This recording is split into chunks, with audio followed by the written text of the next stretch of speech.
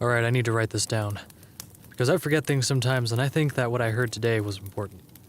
Not to me. The time for me or almost anyone alive on Earth today to make a difference has passed. But someone somewhere might be able to make something of this. Or at least find it helpful, or something. Once I'm done, I'm gonna seal it up in a pipe, coat it in wax, and chuck it into the ravine.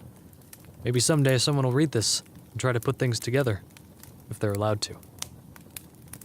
Look, I'd love to start at the beginning, but I'm honestly not sure when the world started to end. Could have been years and years before the final bits, or it could have been all at once. Everything was so grim. What with warmer air, cooler seas, too little gas, and too many people, things could have been unraveling for ages before things bubbled up into the public eye. What I and others remember most was when the Disney magic sank. It was then, I think, that most people started to think that things might be worse than they seemed. The Disney magic was a big cruise ship, one of those liner jobs that tools around islands and stuff. One day, the news was all screaming about how it suddenly just went down when it was trying to put into port. The weird thing about it was how there was no video of it for a long time. Some still pictures of it floating fine, but none of it actually going down. Then, somehow, a tape showed up, and the news started playing it. I have to imagine they didn't review it first. The ship was puffing along, strong and fast, little boats bobbing around it, looking like every vacation lover's dream, when suddenly it stopped. I mean stopped, just dead halt, like it suddenly just slammed into a mountain. You could see people go lunching forward all over the deck, a bunch of junk fall off the sides. It was a real mess. It's all still for a few seconds, then suddenly there's this foaming behind the ship. Most people assumed it was the engine trying to fire up again. Then the arm came up. Now, I'm not sure if it was actually an arm, but it was some kind of limb, and it must have been 100 feet long at least. It reached up alongside the boat and just ripped it open. I mean, unzipped it like a coat, and you could see all the people inside screaming and running. It was awful. Then you saw something lurch up, a big, shiny shape pushing against that gap, shoving in. Then there was an explosion on its back, and the camera whipped up to show a couple of jets whizzing by. Then it ended. I remember just sitting there, stunned, looking at the TV, barely noticing the president coming on to declare a state of emergency. I think it was 2 or 3 days later when the TV went under full government control. But it may have been a week, I'm not sure. Internet got clamped later, but soon all you could hear, read, or see was, "Remain calm, everything is under control." The oddest thing was that life really didn't change that much for a while. Bills still came, still had to go to work, go to school, all that.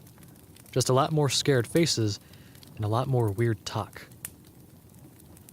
Pretty soon we were getting told that whole towns were being evacuated, that there was a plague or a riot or a terrorist bomb or some other nightmare. My brother down south said that they got moved because of a huge wildfire. The weird thing was, he said, that the fire moved oddly, seemed to shoot right for gas or brush, and didn't travel evenly. That after a while he swore he saw what looked like a 20-foot tall man of fire walking and eating everything. The call got dropped right after he said that. I haven't talked to him since. So, things got worse little by little. People kept being moved, and there was no real way to communicate with each other anymore that was really reliable. So it was hard to say just how bad things were. Still, word of mouth was still going strong, and it was creepy. Crazy shit, really. Stuff about zombies in the north, killing frenzies in the east, a place near the ocean where the ground was alive and eating people, a cult screaming about the second coming and killing people to buy off God. I started pulling more and more away from people just to get some ignorant peace of mind. Looking back, that probably saved my life. Finally, one day I woke up and there was blood on my window. It was outside, and I could hear some insane shit going down. Screaming, clanking, gunshots, and a smell like burning wires. I hid. Not ashamed to admit it. I left my fellow man to rot and hid inside for almost a full week, long after the noise stopped. After the 5th day, the electricity and gas gave out, along with the running water.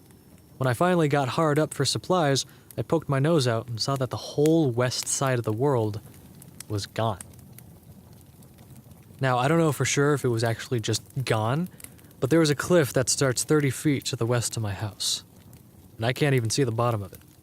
I also can't see the other side of this ravine, so for all intents and purposes, that part of the world is gone for me. The suburb I was in looked like a war zone, blood and broken stuff everywhere.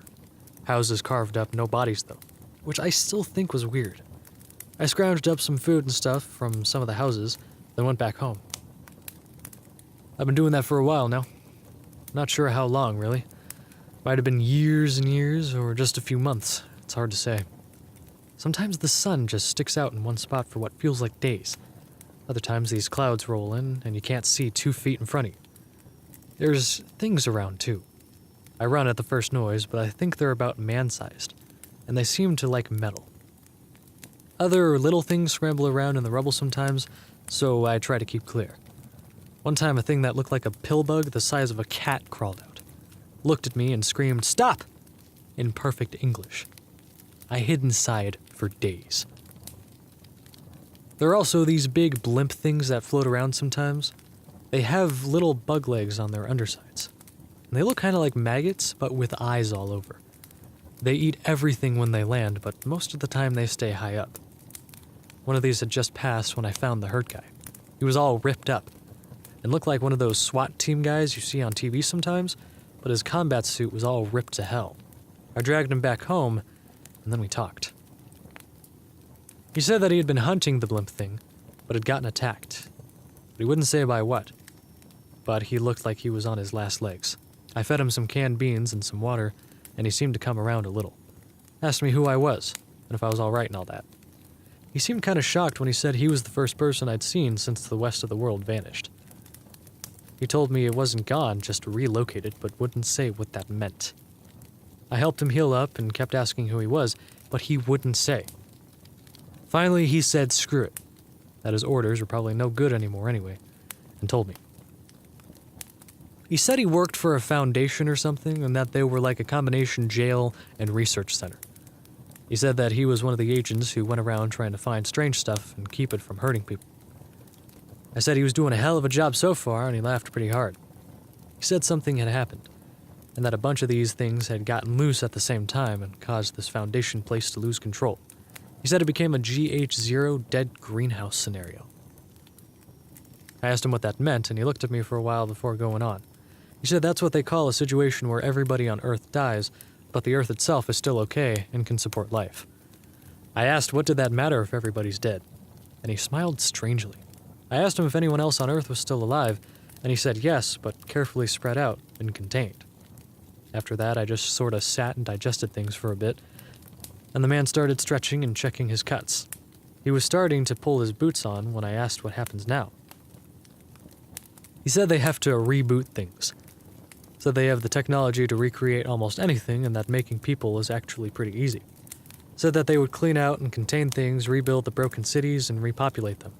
It would take a long, long time, but he said they would eventually get things back to the way they were before. He even said they could recreate memories and stuff. I just sat, kind of stunned, and watched him as he just kept going along, getting dressed like this was all no big deal.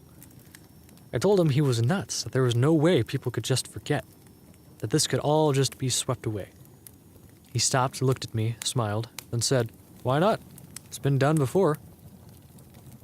I don't know if that man was crazy or not, but I think he was sane. As he was leaving, he said something about putting my house underwater. Please, don't let them brush me away. Don't let them hide us.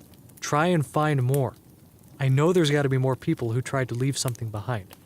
Don't let the world die in vain. Remember us.